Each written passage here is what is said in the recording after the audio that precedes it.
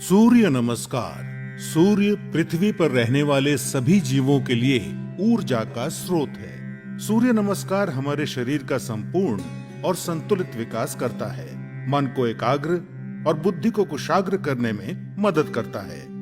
आध्यात्मिक उन्नति के लिए सूर्य नमस्कार को महत्वपूर्ण माना गया है। सूर्य नमस्कार 8 अलग अलग आसनों की मदद से 12 चरणों में क्रम से किया जाता है।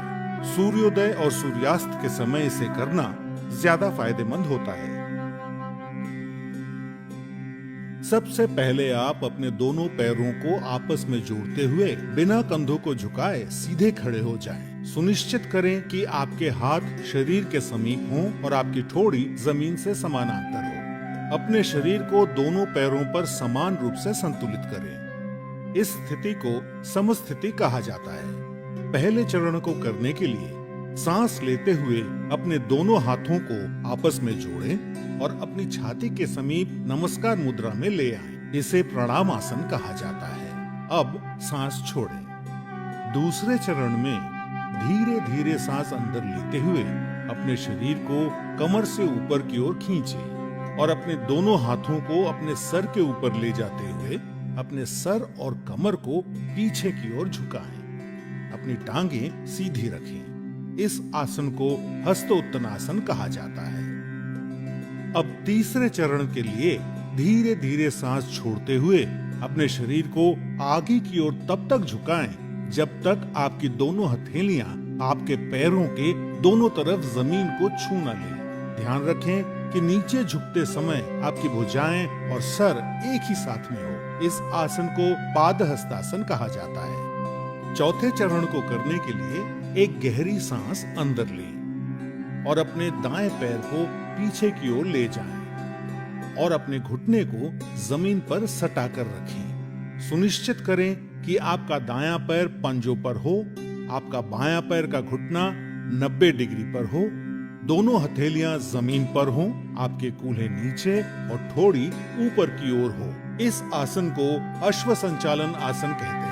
अब पांचवें चरण में एक गहरी सांस छोड़ते हुए अपना बायां पैर इस प्रकार पीछे ले जाएं कि वो आपके दाएं पैर की सीध में हो। सुनिश्चित करें कि आपके हाथ और कंधे सीधी रेखा में हों और साथ ही कंधे, पीठ और नितंब भी एक ही सीध में हों। इस आसन को संतुलन आसन कहा जाता है। इस स्थिति में धीरे धीरे सांस लें। छठा चरण, सांस छोड़ें। अब अपने दोनों घुटनों को एक साथ जमीन पर रखें और अपनी छाती और माथे को भी जमीन पर रखें। सुनिश्चित करें कि आपके कूल्हे ऊपर की ओर और आपकी कोहनियां आपके शरीर के समीप हों। इस आसन को साष्टांग नमस्कार आसन कहा जाता है क्योंकि आपके शरीर के 8 अलग अलग अंग जैसे दोनों पांव के पंजे, दोनों घुटने, दोनों हथेलियां, छाती और माथा जमीन को छूते हैं। ध्यान रखें कि आपके शरीर का वजन 8 अंगों पर सामान्य रूप से वितरित हो।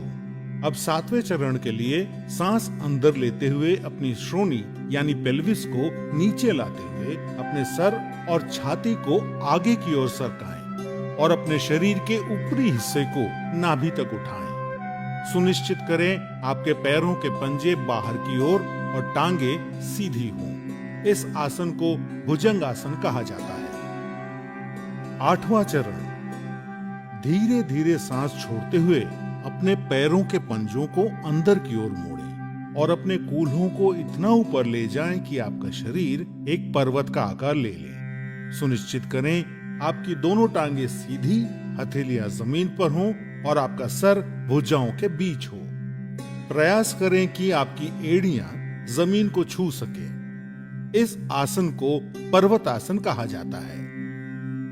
9वें चरण के लिए अपने कूल्हों को नीचे लाएं और सांस लेते हुए दाहिने पैर को आगे लाएं और अपने बाएं पैर के घुटने को जमीन पर रखते हुए पुनः अश्व संचालन आसन में आ जाएं। 10वें चरण में अपना बायां पैर भी आगे लाएं और सांस छोड़ते हुए पुनः पादहस्तासन में आ जाएं। 11वां चरण, अब धीरे धीरे सांस अंदर लेते हुए अपने शरीर को सीधा करते हुए अपने दोनों हाथों को ऊपर की ओर ले जाएं और पुनः हस्तोत्तनासन में आ जाएं। सुनिश्चित करें कि ऊपर आते समय आपकी भुजाएं और सर साथ में ऊपर आए। 12वां चरण, धीरे धीरे सांस छोड़ते हुए पुनः प्रणाम आसन में सीधे खड़े हो जाएं।